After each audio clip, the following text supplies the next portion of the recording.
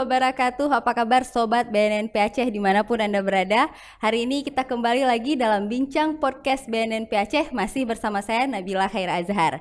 Dan tentunya sebagaimana di episode-episode sebelumnya kita sudah menghadirkan tamu-tamu menarik untuk membahas seputar narkoba. Hari ini kita juga ada tamu menarik lainnya. Nah, di episode sebelumnya kita banyak menghadirkan tamu dari kalangan anak muda, kemudian dari kalangan entertainment. Dan hari ini kita punya tamu yang berbeda. Kita kedatangan tamu dari Ketua Majelis Adat Aceh. Kita sapa terlebih dahulu narasumber kita hari ini, Bapak Tengku Yasdadi. Assalamualaikum, Pak. Waalaikumsalam warahmatullahi wabarakatuh. Apa kabar, Pak? Alhamdulillah baik, Nadila. Alhamdulillah sehat, Pak ya? Alhamdulillah sehat. Iya, karena kalau suasana sekarang ini yang penting sehat dulu, Pak.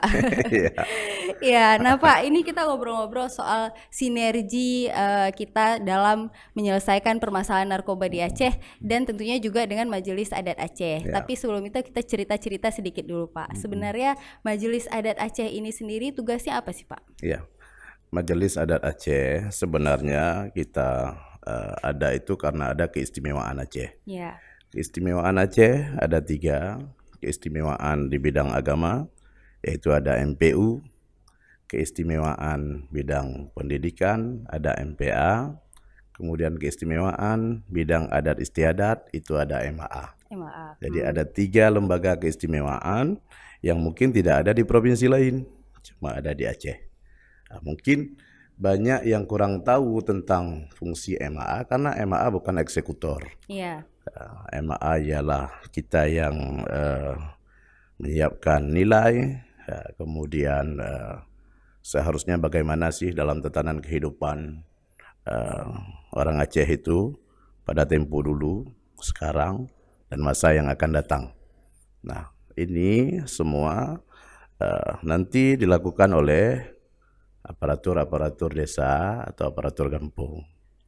Mungkin itu dulu. Ya. Bapak sendiri sudah berapa lama, Pak, bertugas sebagai Ketua MAA? Kebetulan saya dulunya sebagai Ketua MAA Kota Luxmawe. Oh. 2 periode di MAA Kota Luxmawe, kemudian sekarang ini di Provinsi Aceh. Iya. Lebih kurang hampir 1 tahun lah. Oke, 1 tahun di Provinsi Aceh, Di tapi Provinsi sebenarnya Aceh. bertugas di MAA sudah cukup lama ya, Sudah, Pak ya? alhamdulillah sudah 10 tahun, 2 periode di Kota Luxmawe. Nah, kalau Bapak lihat sendiri pergeseran nilai-nilai adat Aceh dari masa ke masa itu gimana sih, Pak, selama ini? Itu cukup berat ya, dan terasa sekali karena kemajuan zaman yang begitu pesat. Iya. Kita tertinggal, dan seharusnya kita tak boleh tertinggal dengan kearifan ini.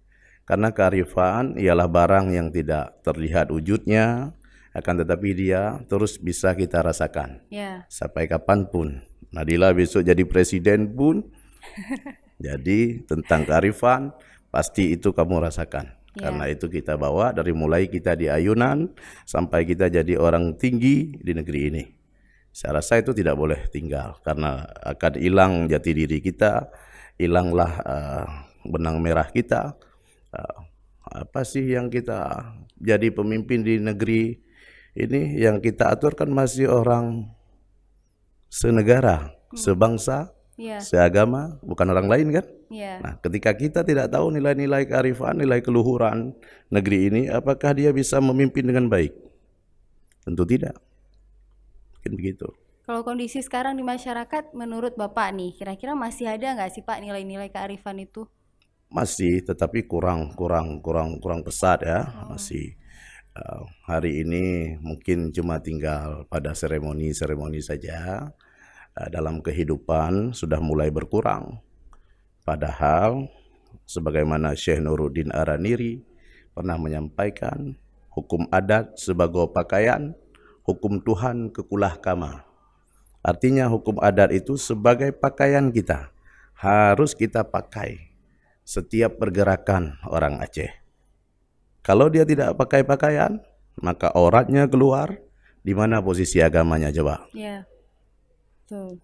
Hukum Tuhan kekulah kama, artinya hukum Tuhan itu harus dijunjung tinggi di antara hukum-hukum yang lain. Tapi apakah hari ini posisi itu masih dikedepankan, atau dikesampingkan, atau dikebelakangkan? Kita boleh nilai itu sendiri. Gitu. Contohnya gimana tuh Pak, nilai-nilai kearifan yang harusnya masih kita terapkan dalam keseharian kita? Kita lihat dalam yang paling singkat saja. Dalam tutur sapa, berbicara. Coba lihat anak-anak sekarang. Semakin tinggi ilmunya, semakin pula keangkuhannya itu di atas. Coba saja lihat. Misalnya dulu, kita kalau ada orang tua kita sedikit menunduk. Ya betul. Apakah ada tulisan menunduk itu? Kan nggak ada. Tapi kenapa dilakukan? Jadi semua jangan pada tekstual. Tetapi ada juga sesuatu yang harus dilakukan secara kontekstual. Kalau semua harus tekstual, negeri ini harus tertulis semua, kita bukan lagi manusia, nanti jadi robot. Semua disetting itu. Tapi tidak demikian.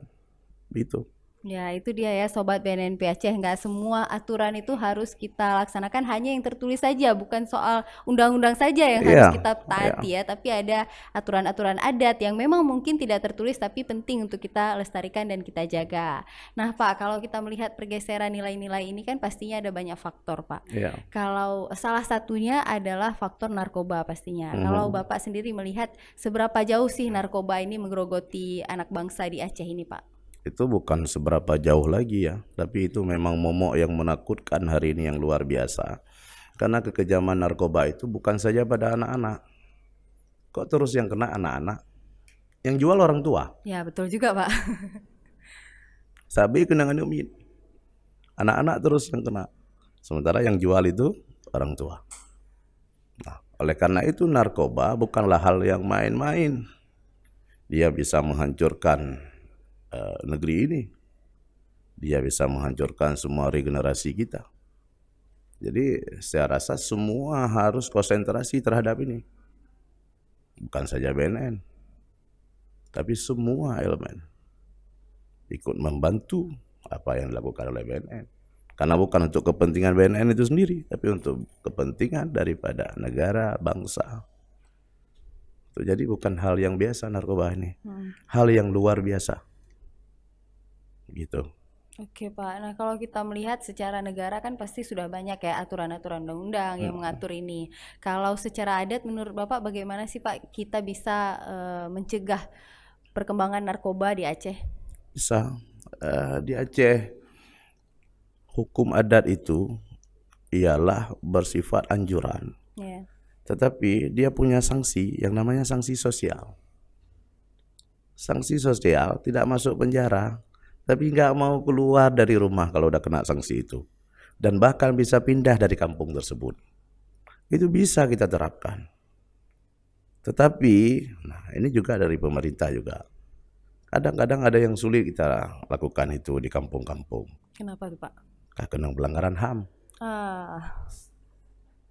Ini hak orang, nggak boleh begini. Misalnya ini, yang kedapatan memakai narkoba di kampung ini, memakai bukan mengedar, apalagi kalau mengedar dia akan diusir dari kampung tersebut.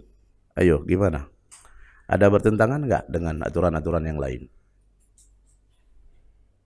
Bisa jadi sih Pak kena sama HAM ya. Nah itu makanya ini sebuah dilema yang luar biasa. Dalam satu sisi kita mengharamkan, kita memusuhi narkoba ini dengan secara terang-terangan, dan memang itu merusak.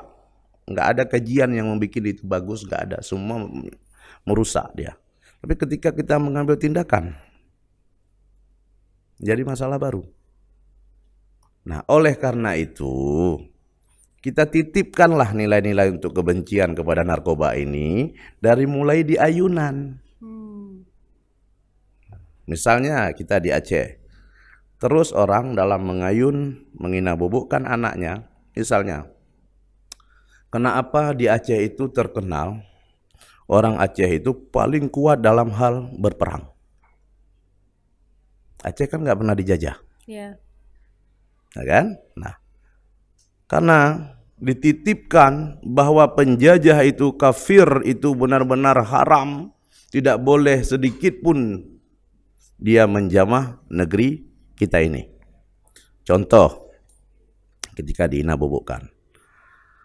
Alahai duda idang Jiselayang blangka putuh talo Berjang rayu bantah sedang Jada bantu prang tabila nanggro. Dari kecil bantulah perang, belalah negeri. Begitu anak ini gede, anak ini tertanam tanpa disuruh.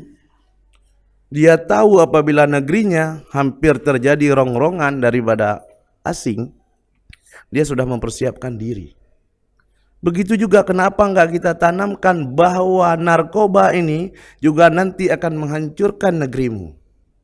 Narkoba ini akan memupuskan semua angan-angan dan cita-citamu, hai anakku sayang.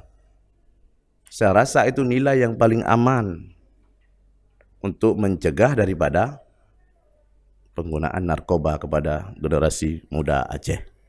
Oke, jadi ditanamkan sejak bayi ya. Kalau mungkin secara Sejak hukum bayi. negara 17 tahun ke atas baru bisa diatur gitu Pak ya. Tapi kalau secara Tapi hukum kalau adat, kita hukum adat dari iya, kecil dia bisa kita ninam bubukkan. iya betul. Nah kalau selama ini apa saja Pak yang sudah kita lakukan dari Majelis Adat Aceh untuk mencegah narkoba ini? Ini salah satu yang saya kasih tahu ini kita lakukan itu. Kita terus membuat lomba-lomba di daerah-daerah. Oh, Misalnya lomba syair Aceh yang nasihat tentang narkoba. Kemudian lomba Pratip Anu yang seperti tadi saya lantunkan. Dan di situ juga diselipkan syair-syair dan pantun-pantunnya untuk jauhi narkoba. nah menarik ini Pak, karena ada event-event seperti ini kadang-kadang baru masyarakat tuh tergerak untuk menghafal kembali syair-syair gitu ya. Kalau misalnya di luar event itu mungkin di keseharian masyarakat sudah kurang Pak ya.